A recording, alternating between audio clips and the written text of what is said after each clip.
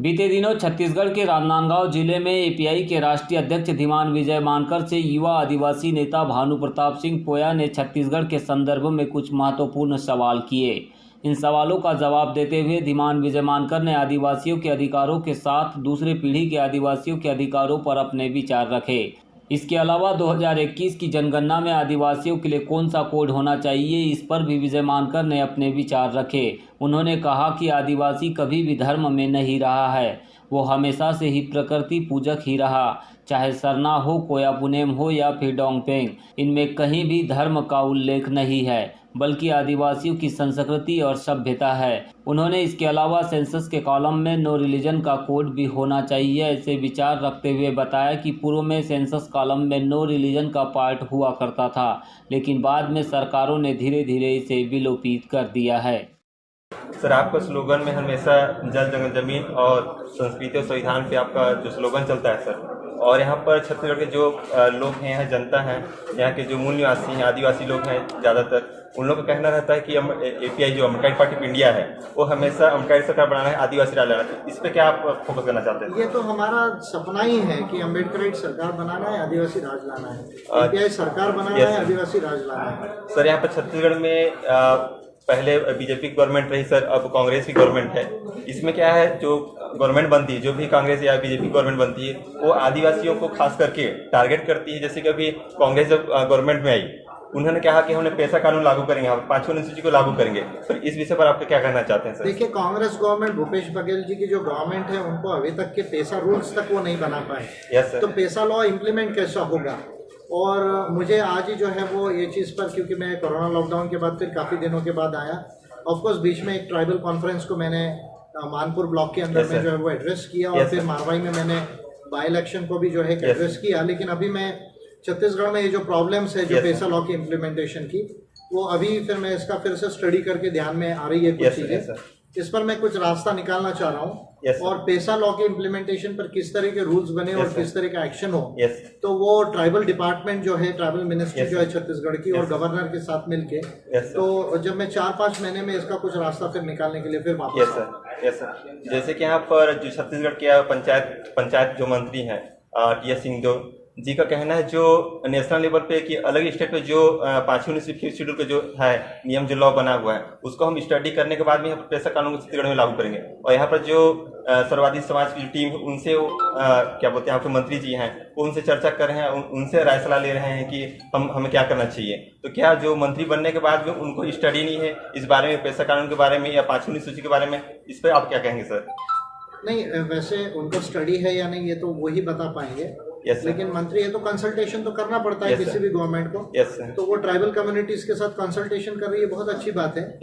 और क्योंकि ये चीज अभी यहाँ शुरू हुई है और मुझे आज बताया है लोगों ने, तो मैं स्वयं इस पर जो है वो 4 महीने में जो है वो कैसा यहाँ पर इम्प्लीमेंटेशन होना चाहिए पैसा लॉ का, इसका कुछ स्टडी करके जरूरत होगी तो मैं पिटिशन जो है वो स्टेट गवर्नमेंट को करूंगा इस विषय में। सर, मेरा अगला सवाल आपके पास में है कि छत्तीसगढ़ में और पूरे भारत में मीडिया पे, अधिकतर इलेक्ट्रॉनिक मीडिया पे और क्या बोलते हैं आपके पत्र पे आते रहती हैं कि यहाँ पर नक्सल क्षेत्र प्रभावित है छत्तीसगढ़। इसको कोई भी गवर्नमेंट आती है तो बोलती है हम समाप्त करेंगे, नक्सलवाद को हम समाप्त करेंगे। और अभी इसी समय, अभी कुछ ही समय पहले आपके यहाँ के जो चीफ मिनिस्टर है हमारे भूपेश बघेल जी, उन्होंने केंद्र पे गया होम मिनिस्टर के पास में, अमित शाह जी के पास में, उन्होंने कहा कि नक्सल प्रभावित क्षेत्र करने के लिए दोनों लोग एक डिस्कस किए। तो इस विषय पर आप क्या कहना चाहेंगे सर, नक्सल प्रभावित क्षेत्र को? मैं इस पर ज़्यादा कुछ नहीं कहना चाहूँगा, लेकिन मैं इतना कहूँगा कि अगर 5वीं अनुसूची का प्रॉपर इम्प्लीमेंटेशन होता है और आदिवासियों के अधिकार पूरी तरह से जो है अगर उनको मिलते हैं, और जल जमीन जंगल के यदि वास्तविकता में वो जो है वो मालिक बनते हैं,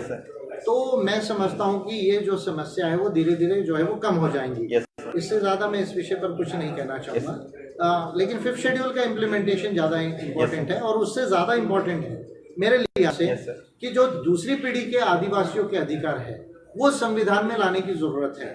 और जो ILO कन्वेंशन 169 है और universal declaration of rights of indigenous people 2007 है, और जो हमारे संविधान में आदिवासी को एबोरिजिनल नहीं माना गया, तो वो एबोरिजिनल ट्राइब जो है वो डिक्लेयर होना चाहिए। Yes, और sir. दूसरी पीढ़ी के मानवाधिकार जो है वो उसको लाया जाना चाहिए। Yes, sir. इसके लिए मैंने 2 बिल ऑलरेडी बनाकर रखे Yes, हैं, sir. संसद को दिए हैं। Yes, sir. अब मैं इस पर प्रयास कर रहा हूँ कि कोई एक मेंबर पार्लियामेंट इस बिल को मूव करे। Yes, sir. और अगर वो बिल मूव हो जाते हैं तो बहुत अच्छी बात है, अन्यथा 24 में मैं स्वयं Yes, sir. जाकर जो है Yes, sir. इस काम को करना चाह रहा हूँ। नेक्स्ट क्वेश्चन है सर मेरा कि इंडिया पे और अन्य जो स्टेट है सर, अभी चर्चा में चल रही है कि जो ट्राइबल्स हैं वो कौन सा रीजन लिखा है। जैसे कि अभी झारखंड में जो विधानसभा ने पारित किया कि सरना धर्म, यहाँ पर जैसे छत्तीसगढ़ और मध्य प्रदेश और महाराष्ट्र है, अन्य स्टेट जहाँ पर हैं ट्राइबल्स हैं, उनको क्या रीजन में क्या लिखाना चाहिए 2021 सेंसर में? नहीं, इसके लिए मैं ऑलरेडी एक पिटीशन कर चुका हूँ कि जो सेंसस का कोड है यस सर। रिलीजन का, यस सर। उसमें ट्राइबल कल्चर का कोड आना Yes, चाहिए, sir. धर्म का नहीं, कल्चर का। Yes sir. देखिए, क्योंकि ट्राइबल जो है वो हरदम नेचर को जो है वो मानकर Yes, चला sir. है, वो रिलीजन नहीं है, वो धर्म नहीं है। Yes sir. वो एक संस्कृति है, एक जीवन शैली है। Yes sir. तो जो धर्म, सरना धर्म जो है, यस सर। ये धर्म वर्ड जो है नहीं होना चाहिए। Yes sir. वहाँ ट्राइबल जो है वो संस्कृति का कोड होना Yes, चाहिए। और जैसे झारखंड में सरना को मानते हैं, Yes, यहाँ sir. कोया पुनेम को मानते हैं, Yes, sir. या नॉर्थ ईस्ट में डोंगपेंग को मानते Yes, हैं, sir. तो ऐसे अलग अलग नामों से लोग लिखेंगे। Yes, sir. वो आदिवासी के संस्कृति का कोड होना चाहिए। Yes, sir. देखिए, आदिवासी एकमात्र ऐसी कम्युनिटी है Yes, sir. भारत और पूरे दुनिया में Yes, sir. जिसने कभी धर्म को नहीं माना है। Yes, sir. उसने प्रकृति को माना है। Yes, sir. और प्रकृति को माना है, मानवतावाद को माना है। Yes, sir. और वही आदिवासियों की संस्कृति है। Yes. तो अगर हम उसको धर्म का कोड बोलते हैं तो फिर प्रॉब्लम हो जाएगा। Yes, sir. जो रिलीजन था नहीं उसको हम रिलीजन बना Yes, रहे sir. हैं। तो संस्कृति का कोड आना Yes, चाहिए, sir. आदिवासी की संस्कृति का कोड। Yes, sir. उसमें फिर कोई सरना लिखा है, कोया पुनेम लिखा है, डोंगपेंग लिखा है, वो उनके ऊपर में। Yes, sir. पहली बात। Yes, sir. दूसरा, सेंसस में और एक कोड आने की जरूरत है। Yes, sir. No religion. Yes, sir. जो किसी भी धर्म को नहीं मानते। Yes, sir. जैसे सपोज किसी व्यक्ति को किसी धर्म को नहीं मानना Yes, है, sir. तो वो अपना लिखाएगा नो रिलीजन। Yes, sir. अभी जो सेंसस में है, पहले हुआ करता था नो रिलीजन, कोई धर्म नहीं। Yes, sir. लेकिन बाद में 2011 में जो है Yes. वो रिलीजन नॉट स्टेटेड का जो है Yes. वो कोड आया। Yes, sir. वो गलत है। Yes, sir. Religion not stated यानी एम्बिग्यूटी की जरूरत नहीं है। Yes, sir. तो उनके लिए एक अलग कोड आना चाहिए, नो रिलीजन Yes, का। sir. तो ट्राइबल कल्चर का कोड आना चाहिए sir. और नो रिलीजन का कोड आना चाहिए। Yes, इसके लिए sir. मैं ऑलरेडी पिटीशन 2019 में पहले ही कर Yes, चुका sir. हूँ, उस पर मैं आगे काम करूंगा।